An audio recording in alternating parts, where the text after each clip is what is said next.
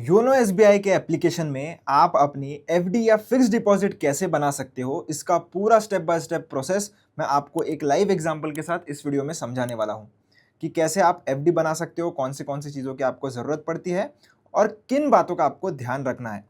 तो दोस्तों, सबसे पहले आपको लॉगिन कर लेना है। लॉगिन करने के बाद ये जो नीचे होम वाला सेक्शन है, होम वाले सेक्शन में आने के बाद आपको थोड़ा बैंकिंग में नीचे की तरफ आना है और आने के बाद डिपॉजिट्स नाम का एक अलग से सेक्शन मिलेगा। उसमें पहला ही बटन आपको मिल जाता है फिक्स्ड डिपॉजिट का, तो इसमें आप क्लिक कर लीजिए। जैसे ही क्लिक करते हो आपको कुछ इस तरीके से जो है वो चीज़ें देखने के लिए मिल जाएगी। अभी हम सबसे पहले ये चेक करेंगे कि हमें पहले इंटरेस्ट रेट कितना मिल रहा है, तो इंटरेस्ट रेट पर क्लिक करेंगे। इंटरेस्ट रेट पर क्लिक करने के बाद इधर आपको जितने भी टाइम के लिए एफडी करनी है आप उस हिसाब से इधर इंटरेस्ट रेट देख लीजिए। जैसे मैं अगर एग्जांपल के लिए बताऊं तो मुझे अगर 6 महीनों के लिए एफडी करनी है, तो 6 महीनों के लिए मैं अगर एफडी करता हूं तो इधर लिखा हुआ है कि 4.90% का मुझे इंटरेस्ट मिलेगा। तो ये डोमेस्टिक टर्म डिपॉजिट यानी कि जनरल एफडी अगर आप कर रहे हो तो उसकी ये इंटरेस्ट रेट है। आपको टेन्योर के हिसाब से इंटरेस्ट रेट देखने के लिए मिल जाएंगे। फिर ग्रीन रूपी करोगे, नॉन कॉलेबल डिपॉजिट करोगे तो सबका अलग अलग अपना इंटरेस्ट रेट होता है। तो आप ये जो है वो मेन इधर देख लीजिए कि आपको कितना इंटरेस्ट रेट मिल सकता है अपने इन्वेस्टमेंट पीरियड के हिसाब से। अब ये हमने देख लिया। अब इसके बाद हम क्लिक करेंगे इस फिक्स्ड डिपॉजिट वाले बटन पे।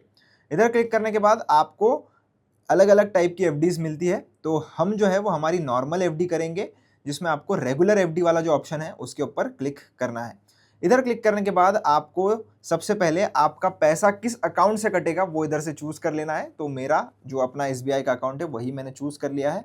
अब आप अमाउंट कितने की एफडी करवाना चाहते हो, मैं एग्जांपल के लिए कर रहा हूँ, तो मिनिमम 1000 रुपये आप कर सकते हो, तो मिनिमम मैं उतने ही रुपए का कर रहा हूँ। अगर आपको ज़्यादा अमाउंट की करनी है तो वो भी आप कर सकते हो, उसमें अमाउंट का आपको कोई दिक्कत नहीं आएगा। इसके बाद कितने महीनों के लिए, साल के लिए या दिनों के लिए आपको एफडी करनी है आप इधर डाल दीजिए। अब मैं एग्जांपल के लिए अपना जो पीरियड है वो इधर डाल दे रहा हूँ। अब मैंने अपना पीरियड जो है वो डाल दिया है। अब ये मुझे सजेस्ट कर रहा है कि आप इतने इतने दिनों के लिए एफडी करिए तो आपको इतना इंटरेस्ट रेट मिलेगा। पर मैं अपने 15 दिनों के लिए एफडी करवाना चाहता हूँ एग्जाम्पल के लिए, तो मैं इधर डाल दूंगा। आपको सालों के लिए करवाना है, साल इधर डालिए, महीना इधर डालिए, दिन इधर डाल सकते हो। मुझे रेट ऑफ इंटरेस्ट मिलने वाला है 3.05% का और मेरी मेच्योरिटी डेट भी इधर कौन सी रहेगी वो आ चुकी है। आप मेच्योरिटी के पहले भी अपनी एफडी तोड़ सकते हो, कोई दिक्कत नहीं है। बस ध्यान रखना कि अगर आप एफडी तोड़ते हो और 5 लाख से कम की आपकी एफडी होगी, उस केस में आपसे 0.50% का इधर पेनल्टी लग जाता है। आपको इंटरेस्ट रेट में जितना भी इंटरेस्ट रेट आपको दे रहे होंगे उससे 0.50% कम मिलता है। तो अभी मैं प्रोसीड पर क्लिक करूंगा। प्रोसीड पर क्लिक करने के बाद अब ये जो सेक्शन है वो बहुत ध्यान से समझिए दोस्तों। इसमें क्या होता है ना कि जो भी आपका ब्याज होता है वो आपको कैसे चाहिए या कैसे मिलेगा ये आप इधर से डिसाइड कर सकते हो। जैसे इधर इंटरेस्ट पे आउट है, इंटरेस्ट पे आउट कैसे चाहिए। अब मैं अगर इधर ज़्यादा अमाउंट की एफडी करूंगा तो आपको 2-3 ऑप्शन दिखाई देते हैं। एक क्वार्टरली, मैं आपको बता भी देता हूँ एग्जाम्पल के लिए कि अगर मैं इधर 15 दिन की जगह मैं 1 साल अगर सेलेक्ट करूं और 1000 रुपये इधर लिख दूं। अब मैं डन पर क्लिक करता हूं और फिर हम प्रोसीड करेंगे। तो इंटरेस्ट पे आउट में आपको क्वार्टरली और एट मैच्योरिटी देखने के लिए मिलता है। अगर आप थोड़ा और बड़ा अमाउंट इन्वेस्ट करोगे, अभी जैसे मैं इसको 10,000 कर देता हूँ। अब 10,000 करने के बाद मैं प्रोसीड पर क्लिक करूँगा तो इंटरेस्ट पे आउट में अगर आप बड़ा अमाउंट डालोगे तो क्वार्टरली के साथ आपको मंथली पे आउट भी मिलता है और एट मैच्योरिटी पर भी पे आउट मिलता है। इसका मतलब क्या है कि आपको या तो हर 3 महीने पर ब्याज मिलेगा तो आप क्वार्टरली ऑप्शन सेलेक्ट करिए।